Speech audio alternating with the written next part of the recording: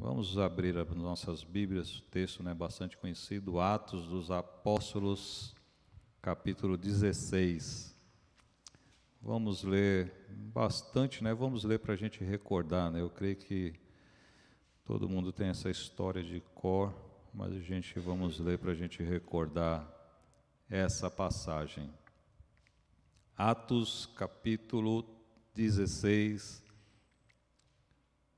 versículo 16 também. Atos 16 e 16. Quarta-feira, Projeto Raízes, e cada quarta-feira que a gente participa aqui, as nossas raízes se aprofundam, no conhecimento da palavra do Senhor. Todo mundo achou? Leamos a palavra do Senhor que nos diz assim: Paulo e Silas na prisão. Certo dia, indo nós para o lugar de oração, encontramos uma escrava que tinha um espírito pelo qual predizia o futuro. Ela ganhava muito dinheiro para os seus senhores com adivinhações. Essa moça seguia Paulo e a nós, gritando: estes homens são servos do Deus Altíssimo e anunciam o caminho da salvação. Ela continuou fazendo isso por muitos dias. Finalmente, Paulo ficou indignado, voltou-se e disse ao espírito: em nome de Jesus Cristo eu ordeno que saia dela. No mesmo instante o espírito a deixou. Percebendo que a sua esperança de lucro tinha se acabado, os donos da escrava agarraram Paulo e Silas e os arrastaram para a praça principal, diante das autoridades. E levando-os aos magistrados, disseram: estes homens são judeus e estão perturbando a nossa cidade, propagando costumes que a nós, romanos, não é permitido aceitar nem praticar. A multidão ajuntou-se contra Paulo e Silas, e os magistrados ordenaram que se lhes tirassem as roupas e fossem açoitados. Depois de serem severamente açoitados, foram lançados na prisão. O carcereiro recebeu instrução para vigiá-los com cuidado. Tendo recebido tais ordens, ele os lançou no cárcere interior e lhes prendeu os pés no tronco. Por volta da meia-noite, Paulo e Silas estavam orando e cantando hinos a Deus. Os outros presos os ouviam. De repente, houve um terremoto tão violento que os alicerces da prisão foram abalados. Imediatamente, todas as portas se abriram e as correntes de todos se soltaram. O carcereiro acordou e, vendo abertas as portas da prisão, desembaiou a sua espada para se matar, porque pensava que os presos tivessem fugido. Mas Paulo gritou: não faça isso, estamos todos aqui. O carcereiro pediu luz e entrou correndo e, trêmulo, prostrou-se diante de Paulo e Silas. Então levou-os para fora e perguntou: senhores, que devo fazer para ser salvo? Eles responderam: creia no Senhor Jesus e serão salvos você e os de sua casa. 32 e último. E pregaram a palavra de Deus e a ele e a todos os de sua casa. Amém. Texto interessante, meus irmãos. E aí eu quero começar a nossa reflexão aqui nessa noite com essa frase: serás salvo tu e a tua casa, ou tu e a tua família.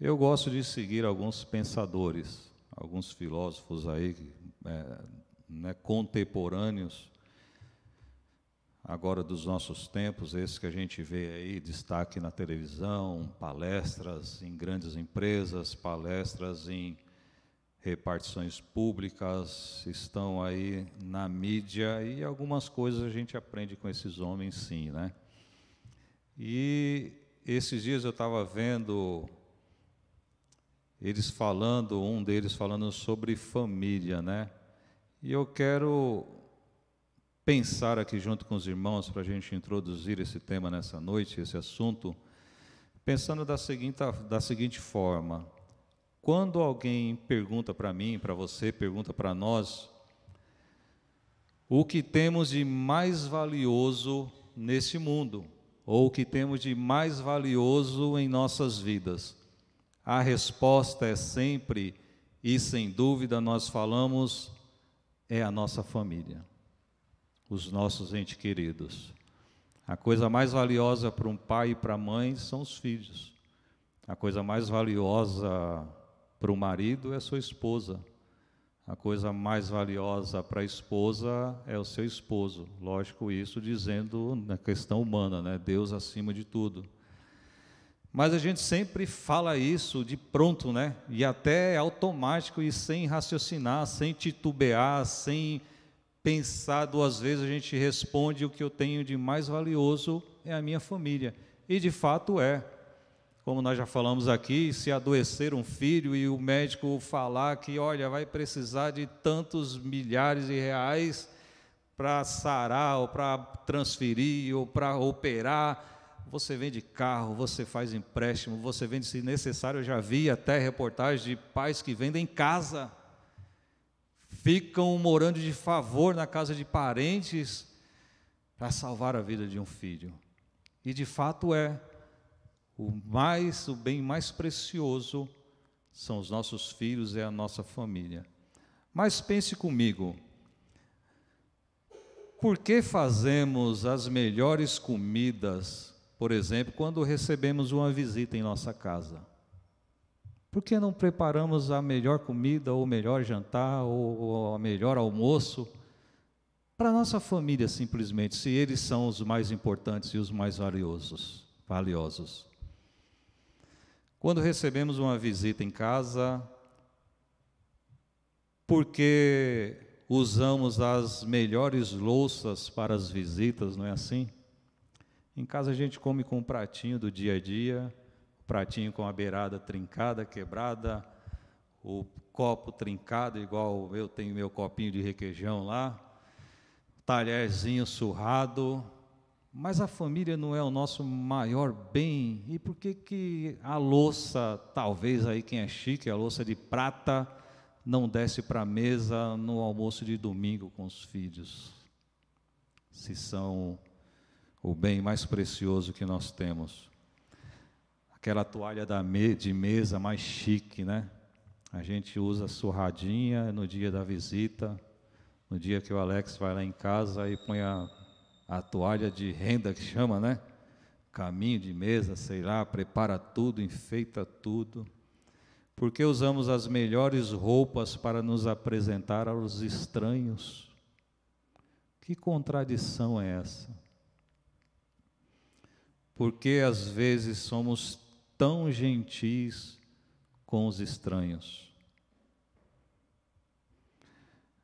E às vezes, na hora da refeição, se a criança, se o filho derrama um copo de suco na mesa, aí já começam as brigas, já começam os xingamentos. Às vezes a criança já toma um pedala Robinho na orelha, toma um tabefe na cabeça, e já começa a gritaria, e já começa às vezes xingamento, porque a criança derramou um copo de suco na toalha que estava limpa.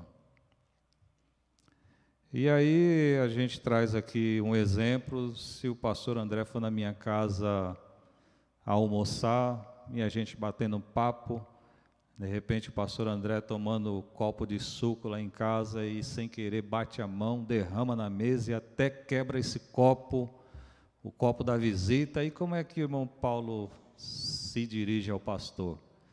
Não, pastor, não se preocupe não, isso aí não foi nada, né?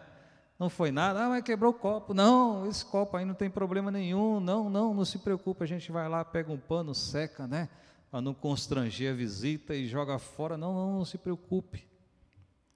E por que com o meu filho é diferente?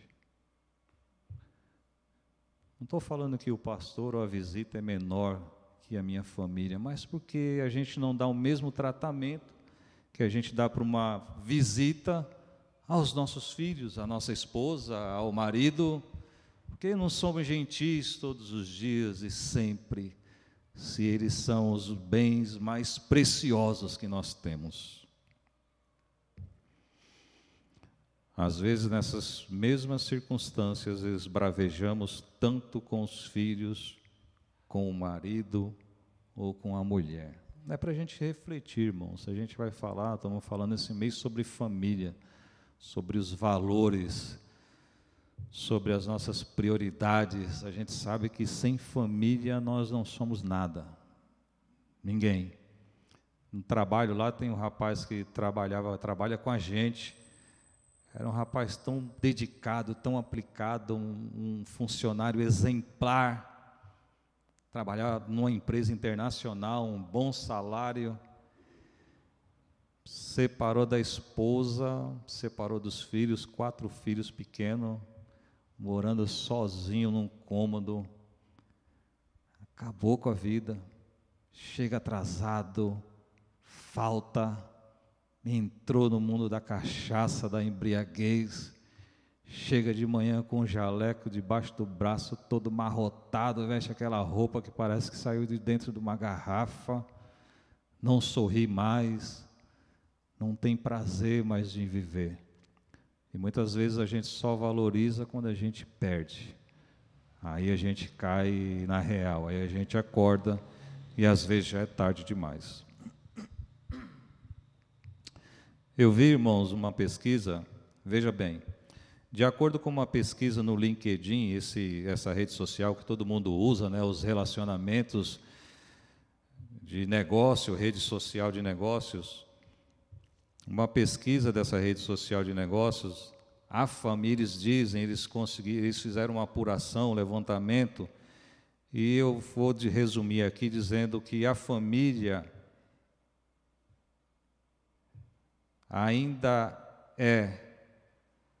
a família e ainda mais os pais, é um dos fatores de maior influência no processo de desenvolvimento de carreira e no processo vocacional dos filhos, que buscam por referência nos familiares. Nesse processo, a influência dos genitores é importante, mas não é correto tomar postura de autoritarismo e sim auxiliar em forma de orientação. É preciso dar autonomia para os filhos optarem. Depois a gente vai entender isso, vamos jogar para o espiritual. Dentro da família, a expressão filho de peixinho, peixinho faz todo sentido dentro da família. Eu peguei um exemplo de um rapaz, de um homem de 55 anos, que ele, nessa entrevista, nessa pesquisa, ele fala: o clã está na 3ª geração de advogados. Os avós eram da área jurídica, o pai é advogado e agora os netos seguem o mesmo caminho. A gente vê muito por aí, né?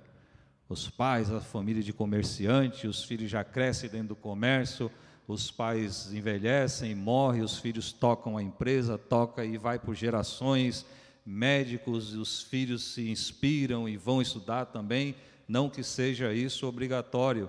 Família, a gente vê muito na igreja, né? Família de músico, os pais tocam, os filhos tocam e a família inteira são músicos e cada um toca um instrumento. Isso quer dizer sobre influência, sobre influenciarmos os nossos filhos, a nossa família, a nossa casa, a nossa sociedade de uma forma geral. A palavra crer tem o significado no original grego parar para pensar, ou para pensar, para ser verdadeiro, para confiar. Transmite a ideia de ser persuadido, ou convencido, né? Persuadido totalmente a viver essa verdade de maneira indiscutível. Significa entregar-se totalmente. A palavra crer, a palavra crente deriva de crer. Creio, eu acredito nisso. A palavra crédito também vem de crer. Crédito, de dar crédito, de acreditar. E aí a gente começa a entender um pouquinho, né, o que Paulo fala para aquele homem em desespero. E o mais importante disso, nessa passagem que nós lemos aqui, é que ninguém continua sendo a mesma pessoa depois de ter encontro com Jesus. É o que a gente vai ver nessa palavra aqui dessa noite.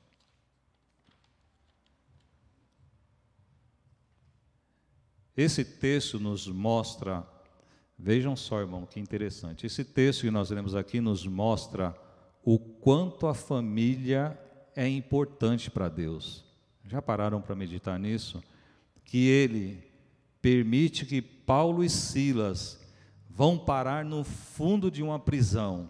Ele permite que Paulo e Silas são levados para um cárcere, que eles apanhem, tiraram a camisa, a roupa, apanharam praticamente nu. Foram jogados na prisão como malfeitores, foram julgados numa prisão, porque Deus queria salvar aquela família. Deus queria ter um encontro com o carcereiro e com toda a sua família. Não foi por acaso que Paulo expulsou aquele demônio, foi agarrado, levado para uma prisão, apanhou, foi humilhado, porque Deus tinha um propósito.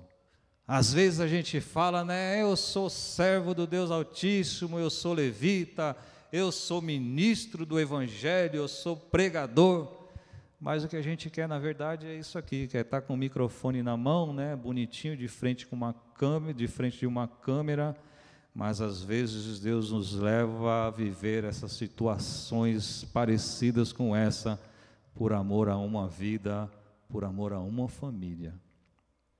E a gente começa a meditar, a gente começa a perceber quão grande é o amor de Deus para conosco, para com a nossa família, para as famílias desse mundo, que Deus permite que servos seus amados, servos produtivos, como esses dois homens, passem por uma situação dessa para evangelizar uma família. Dá para a gente perceber a profundidade desse amor de Deus pela tua família, pela tua casa, pela minha casa, um Deus que não poupa esforços e nem suor, sangue, dores, lágrimas para alcançar a tua casa, para alcançar a minha casa, a nossa família. A gente começa a perceber o amor de Deus, o interesse de Deus tão grande para com as famílias. Acredite em Jesus Cristo e toda a sua família será salva. Será que é isso mesmo que Paulo quis dizer? No versículo 30, nós lemos aqui, o homem pergunta para eles: o que devo fazer para ser salvo? Como funciona esse negócio? Como é isso? Como eu posso receber esse dom que vocês têm? Eles estavam presos, apanharam, amarrado, pés e mãos presos naquelas madeiras que dói, que incomoda, a pessoa fica curvado com a coluna para frente, uma posição terrível, e ainda cantavam louvores, os presos todos ouviam. Isso, irmãos, atraía atenção, isso atraía os olhares, as pessoas falavam, esses caras são o quê? Louco, doido? Apanharam, estão aqui sofrendo, todo marcado, a pele queimando, com fome, com frios, nus, e estão cantando, estão alegres. Isso chamou a atenção. Que alegria é essa? Que prazer é esse? Que devoção é essa? Isso já tinha mexido com o intelecto, com a atenção desses homens que estavam presos e com esse carcereiro. Eles já viram que eles eram diferentes. E quando acontece esse episódio, os presos todos foram libertos. Imagina a cadeia aqui, cai os caras já passam 2 anos, 3 anos, cavando com a colherzinha, planejando como vão sair dali. Imagine uma oportunidade dessa. As prisões, as cadeias serão quebradas, as portas se abriram, todo mundo foi liberto e ninguém arredou o pé dali de dentro. Ninguém fugiu. Que preso bonzinho, né? O Espírito Santo de Deus trabalhando naquele ambiente. E aí aqueles caras não fugiram e o carcereiro falou, como é esse negócio? Queria até se matar, porque ele era responsável, provavelmente o castigo que eram para Paulo e Silas seria aplicado nele, e a vergonha Por isso que aquele homem quis se matar. E ele pergunta: o que devo fazer para ser salvo? Observe uma coisa, esse carcereiro, ele estava falando sobre si, no singular. Ele pensou: o que eu devo fazer para ser salvo? Ele não estava perguntando pelos outros, entende isso? Ele pergunta: o que eu devo fazer para eu ser salvo? Paulo e Silas foram mais longe. Jesus é muito maior, supera as expectativas e alcança a família inteira. Deus não estava interessado apenas no carcereiro, no chefe da família, não. Deus estava interessado em toda a família. Às vezes você, irmão que está aqui, ou você que nos assiste nesse momento, fica pensando: puxa vida, mas só eu sou crente na minha casa. Só eu oro, só eu busco, só eu leio a Bíblia, só eu renuncio. Talvez os meus pais não querem saber de Jesus, eu tento falar, ninguém me ouve, eu tento convidar para vir para a igreja, meu filho não quer saber, minha filha não quer saber, mas Jesus começou a obra na tua vida, e através do teu modo de viver, do teu comportamento, da tua fala, da tua forma de ser, de agir, de pensar, de falar, de tratar o teu próximo, Deus vai fazer a obra em toda a tua família, não tenha dúvida disso. Quando Paulo e Silas respondem: crê no Senhor Jesus e será salvo tu e a tua família, isso não significa também que sua família seria salvo por extensão, ou pela fé do chefe da família apenas e tão somente, ou que o carcereiro, no caso, seria o salvador da sua família. Algumas pessoas interpretam assim: o salvador da sua família seria o carcereiro porque crê em Cristo, né, e através de sua fé em Cristo. A salvação é individual. Precisamos também entender que nesse texto, o contexto histórico é um ambiente de Antigo Testamento, apesar de Atos fazer parte do Novo Testamento. A cabeça, a forma de pensar, a cultura de Paulo e Silas era uma cultura judaica, era uma cultura bíblica. E aí a gente lembra do modelo de família patriarcal. Esse modelo de família que a gente vive, judaico-cristã, que nos dias de hoje é tão atacado. A gente já ouviu aqui no domingo, é tão atacado, pessoas que falam de família e têm a intenção de destruir as famílias, pregam ódio, pregam rancor, mágoa, têm raiva de chefe de família, raiva do pai de família, trabalham, produzem conteúdos, influenciam a destruição, a desconstrução da família do modelo bíblico. E quando você fala: eu sou conservador, não é assim? Você já é olhado de forma atravessada, as pessoas já olham para você e falam: esse aí é machista, não é assim? Esse modelo de família está ultrapassado. Mas eu quero comentar com os irmãos um outro termo que essas pessoas não conhecem. Essas pessoas que vivem o ódio contra a família bíblica, contra a família estruturada em Cristo. Essas famílias pregam isso e batalham e ativam essa forma de pensamento porque, infelizmente, não conheceram uma família que tem o amor de Deus. Guardam rancor e ódio do abandono, do desprezo de um pai. Às vezes foram maltratados, às vezes foram abusados, às vezes foram escravizados, escravizadas por um mau chefe de família, por uma má mãe. Então para eles o que eles têm de experiência de família é ruim, é má, é prejudicial. Então eles se revoltam contra a família que vive feliz e eles querem destruir isso, e a gente sabe quem está por trás de toda essa armação. Mas eu estou lendo um livro que fala sobre família, eu achei interessantíssimo esse livro, é no capítulo 5, e ele fala sobre um termo que ele chama de patricentrismo. O que quer dizer isso?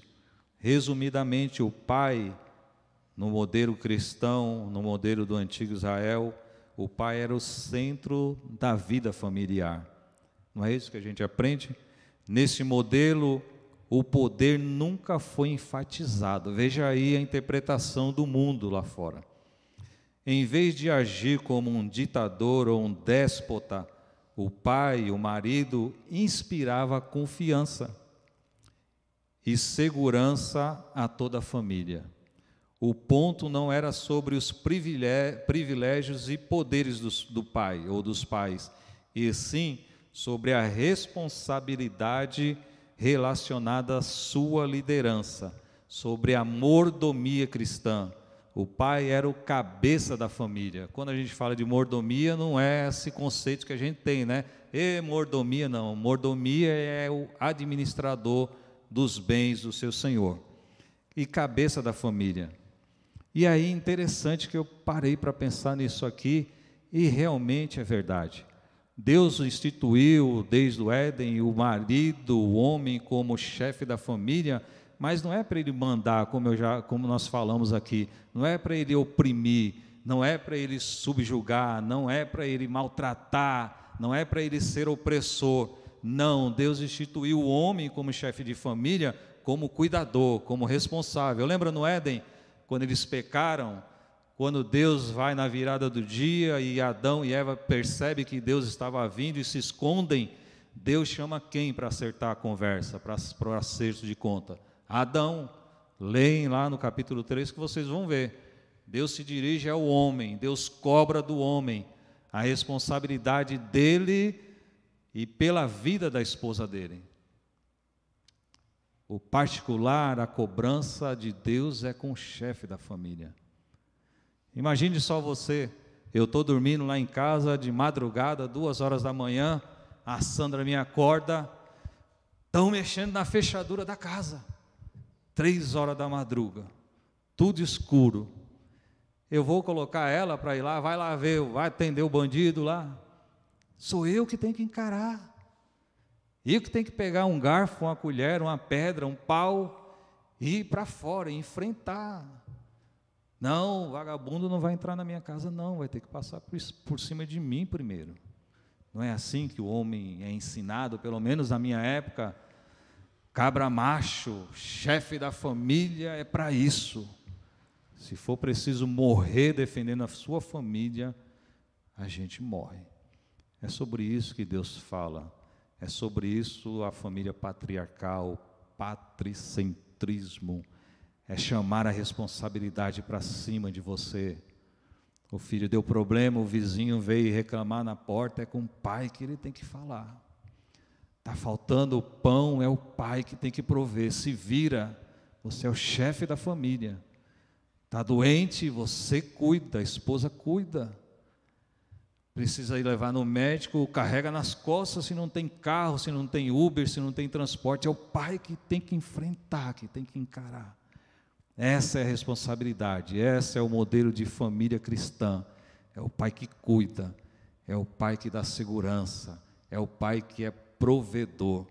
E as pessoas que não tiveram esse amor, não sabem o que é isso, infelizmente não entendem. A gente precisa orar por essas pessoas, e orar e afirmar que o modelo de família é o modelo cristão, é o modelo que Deus instituiu. É isso que nós devemos declarar através das nossas famílias. Hoje aqui no Ocidente, século XXI, nós sabemos claramente que um exemplo, um gesto, uma ação vale mais que 1000 palavras. Sempre foi assim, não é? E nós, pais cristãos, como estamos nos comportando mediante nossas responsabilidades de cuidar, conduzir nossas famílias?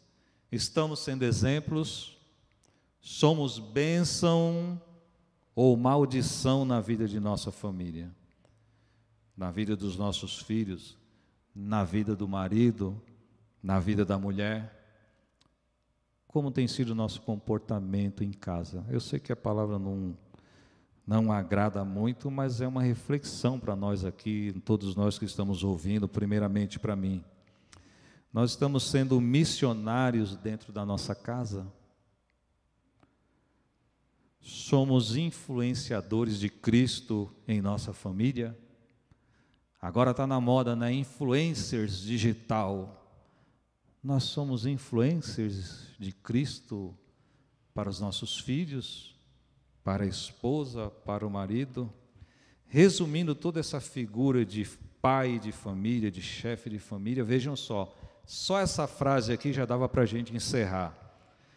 Na verdade, o pai é a figura, é a sombra do Pai Celestial. Veja que interessante, veja que profundo e veja que pesado é para nós, pais de família. Nós somos a sombra do Pai Celestial no meio da nossa família, no meio da nossa casa, no lar onde Deus nos colocou. Então aí já traz um peso terrível. Será que eu sou parecido com Deus dentro da minha casa?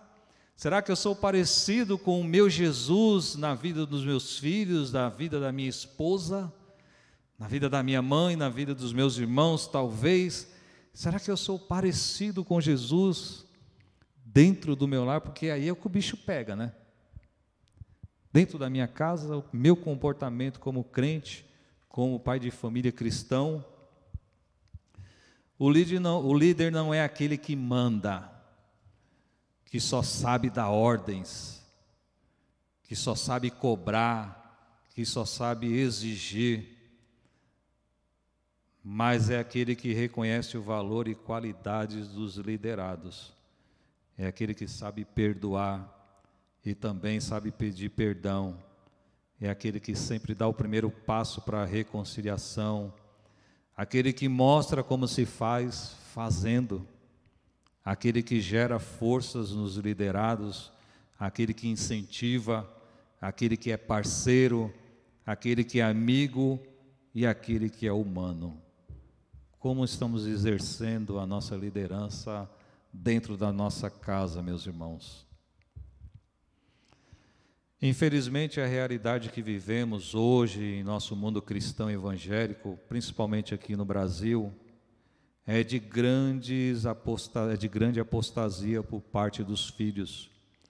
Pesquisas indicam, e somos testemunhas de que a grande maioria dos filhos se desviam do caminho do Senhor, por falta de compreensão e apoio por parte da família, falta de apoio do pai, falta de apoio da mãe e às vezes até falta de apoio da própria igreja. São julgados, são condenados, são abandonados quando erram, sendo que seria a hora mais necessária de mostrarmos o amor de Deus.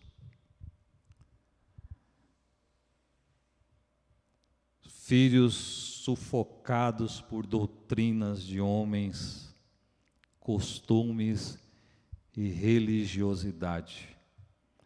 Eu não estou dizendo aqui que devemos passar a mão na cabeça quando eles erram, e muito menos sermos coniventes com os erros. Precisamos corrigir, sim, mas com amor. Nossos filhos têm prazer em servir a Deus, influenciado por nós pais. Eu lembro, meus irmãos, falando sobre isso, eu lembro que fui criado na igreja pentecostal desde criança, e por conta da religiosidade, da falta de esclarecimento, eu fui uma criança que eu era tido como alguém, um extraterrestre.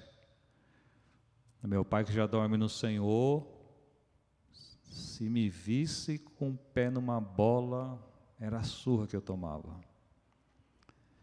Todos os meus amiguinhos jogavam, brincavam, e eu, da brecha do portão, olhando na rua as outras crianças brincando.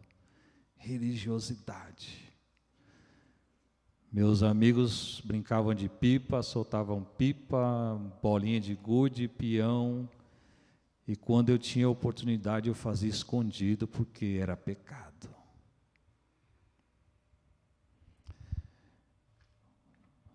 Eu estudava à tarde, as crianças, todo mundo comentando. Naquela época era a única coisa que tinha, que passava na televisão de filme, era a sessão da tarde, né?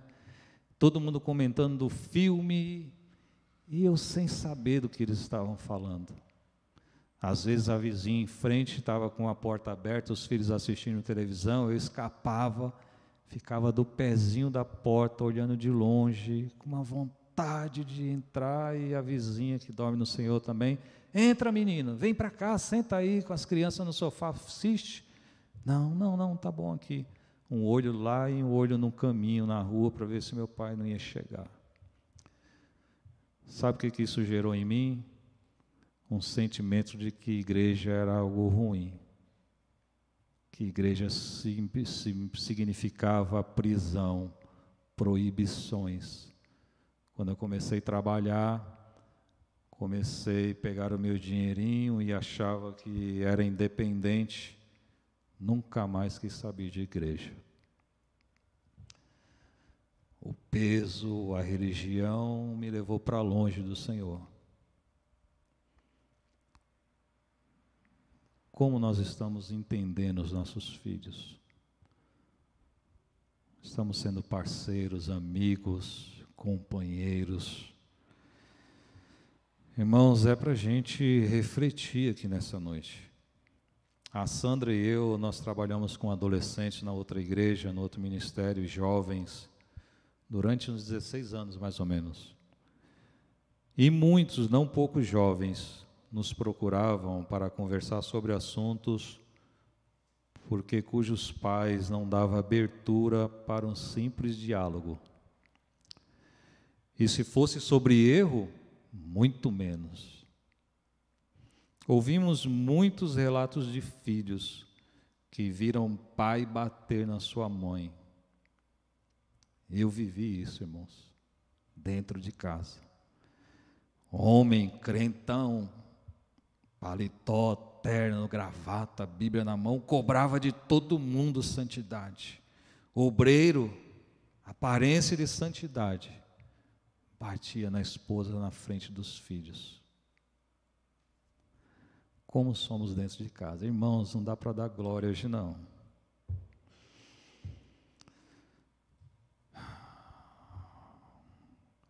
Pais que abusam, escravizavam, deixavam o filho com fome, sem comer o dia inteiro como punição. Imagina uma coisa dessa. Batia, não batia, espancava filhos. Irmãos, isso não produz caráter. Isso não desperta, não levanta ninguém, isso só empurra para baixo, só derruba, só destrói a vida dos nossos filhos. Nesses últimos dias, o adversário da igreja, nosso adversário, tem se levantado de maneira muito agressiva contra as famílias, e principalmente nossas famílias cristãs. Noite de reflexão aqui. Precisamos crer em Cristo e influenciar toda a nossa família a crerem também.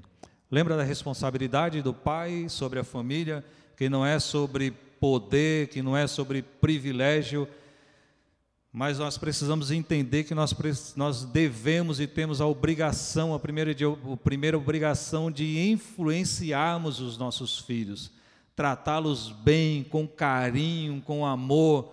O nosso filho, ele precisa ter nós como o primeiro amigo, como aquele confidente, como o filho que pode chegar para o pai e falar: pai, eu errei, mãe, eu errei, eu preciso de ajuda. Não quando ele estiver em desespero, procurar um estranho, procurar alguém de fora, um amigo na escola, um vizinho que vai ensinar tudo errado, tudo ao contrário, não. A primeira pessoa que precisa ter na mente dos nossos filhos somos nós, pais. Precisamos conquistar a confiança dos nossos filhos, tratar com amor, exortar com amor. A palavra exortação no nosso contexto tem um entendimento muito distorcido, muito errado, o conceito de exortar, né? A gente aprendeu na vida inteira que exortar é chegar ao rei, é descer a pancada, descer a vara, irmãos, mas exortar tem o sentido de extrair, de arrancar o que é bom, ou de colocar para fora, né? De levantar, de tirar. Por exemplo, quando você está aconselhando alguém, ou está mentoreando alguém, é penetrar na mente, no coração daquela pessoa e fazer a leitura dela, e ajudar ela a tirar o que tem de bom dentro dela, os seus sentimentos, a sua força, as suas qualidades. Exortação quer dizer isso, tirar. Quando a gente fala ex-marido, ex-mulher, ex-patrão, quer dizer, esse ex, né, quer dizer tirar, colocar para fora, e é isso o sentido de exortar os nossos filhos. E a palavra de Deus nos ensina que precisa ser com amor, com carinho, devemos amar como o nosso Jesus nos amou. Tem pessoas que acham que o filho é propriedade. Não, não é. A família do seu filho, do meu filho, pertence a Deus. Nós apenas recebemos essa família para admoestar, para cuidar, é emprestada. Deus nos emprestou os filhos para a gente cuidar, e um dia nós vamos prestar conta diante de Deus, no dia do juízo, no dia, ou melhor, do tribunal. Nós vamos ser pesados através dos nossos atos, da forma que como nós tratamos, como eu tratei os meus filhos, como eu trato a minha esposa. Nós vamos ser avaliados naquele dia, irmãos. Isso é para se pensar.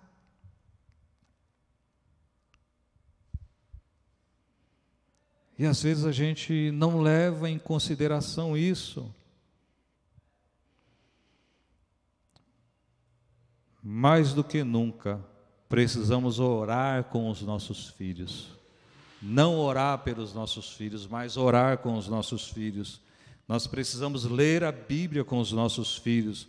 Nós precisamos ensinar a eles a palavra de Deus, fazer devocional com os nossos filhos, mentorear os nossos filhos, acompanhar os nossos filhos, proteger os nossos filhos. Esse é o primeiro chamado de Deus para as nossas vidas como pais, é cuidar da nossa família. Precisamos nos levantar com a autoridade da parte de Deus e defendemos nossa família, defendemos nossos filhos, defendemos nossas mulheres, e as mulheres defender os seus maridos. Nós precisamos declarar ao inferno que nossa família pertence ao Senhor Jesus. O nosso bem mais precioso é a nossa família. Então, vamos lutar, vamos para cima, vamos reagir, jamais desistir, insistir, persistir por nossas famílias. Vale a pena, vai valer a pena, já valeu a pena as noites que você se dedica à sua família. Quantas vezes, quantas lágrimas nos pés do Senhor, quanto sofrimento, quantas lágrimas, não é assim? Quantas noites sem dormir. Na verdade, a nossa vida só passa a ter sentido depois que nós somos pais, não é assim? Depois que você passa a ser mãe, é que passa a fazer sentido toda a nossa vida. Eu vi um homem dizendo ontem, eu achei muito interessante, que ele dizia assim, que os filhos, ter filhos é um curso, é uma faculdade de Deus nas nossas vidas. Nós só somos homens, nós passamos a ser homem de fato quando nós somos pais. A mulher só passa a ser mulher de verdade quando ela é mãe. E é uma forma de Deus nos ensinar, é uma forma de Deus tratar o nosso egoísmo, é uma forma de Deus nos mostrar que nós precisamos amar alguém além de nós mesmos. E aí a gente aprende a amar o filho. E aí a gente aprende a importância do próximo, do outro ser humano, de alguém. E aí a gente passa a entender o que é o amor a partir do momento que a gente constitui uma família. Antes disso a gente não entende. Eu, quando era jovem, quando eu era solteiro, quando eu era adolescente, eu sou o mais velho, minhas irmãs, meus irmãos, eu não tinha paciência, eu não suportava criança, eu não suportava grito, não suportava choro de menino. Minha mãe falava assim: deixa estar, quando você ter os seus, você vai saber o que é isso. E eu só pude entender depois que eu fui pai. O nosso maior bem, o nosso maior patrimônio é a nossa família, a família que Deus nos deu para cuidar. E eu quero encerrar essa reflexão nessa noite. Salmos 128.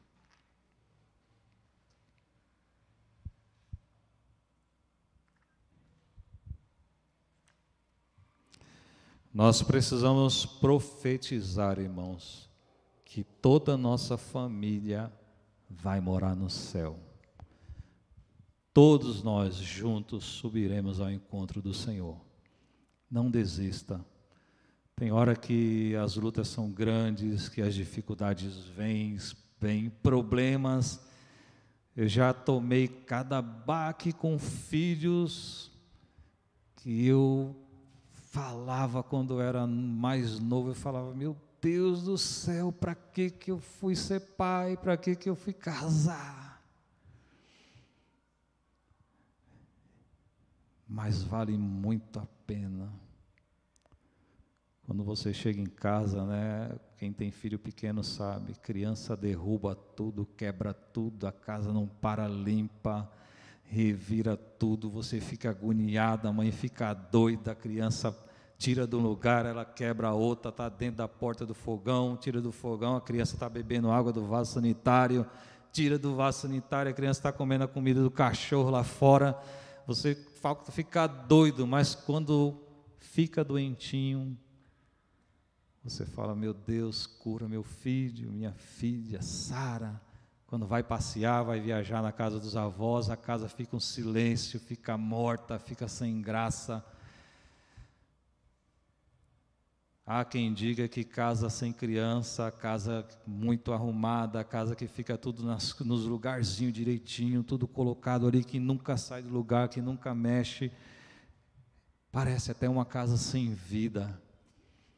Mas casa que tem criança não é assim, é um tumulto, é uma gritaria, é uma casa que tem vida, é energia. Quando a gente nasce, o sopro do Espírito Santo, o sopro de Deus nas nossas vidas, nos traz força, nos traz alegria, e toda essa energia das crianças é para a gente glorificar a Deus e agradecer a Deus, porque temos os nossos filhos como crianças saudáveis dentro de casa. Aí a gente vai envelhecendo, aí são os netos que vêm e começa tudo a bagunça de novo, e quem sabe os bisnetos, e aí a força já é pequena e a gente vai só ficar observando e sendo o ancião, o conselheiro, o mentor dos nossos filhos, dos nossos netos e dos nossos bisnetos.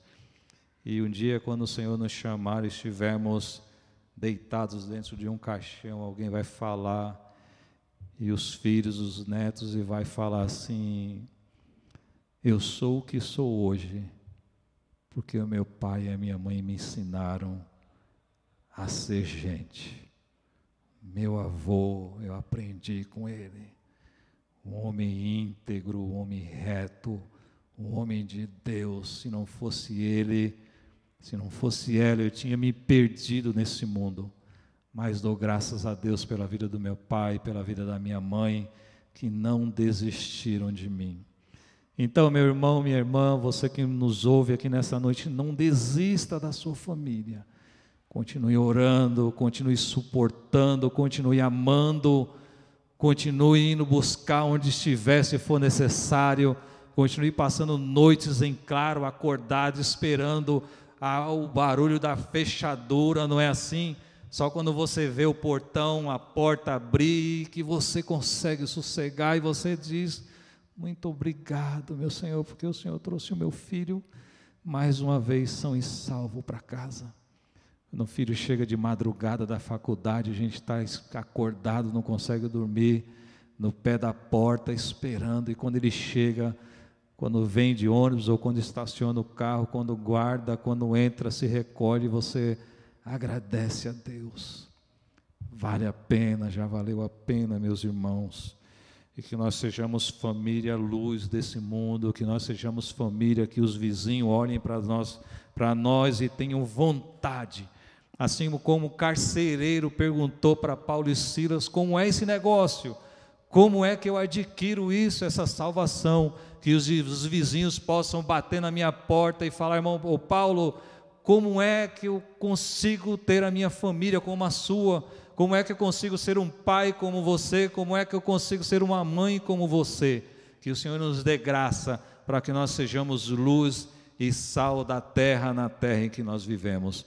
E vamos ler Salmo 128, verso, já passei da hora, né? Verso 1 até o verso de número 4, que nos diz assim, tome para você essa palavra nessa noite, meu irmão.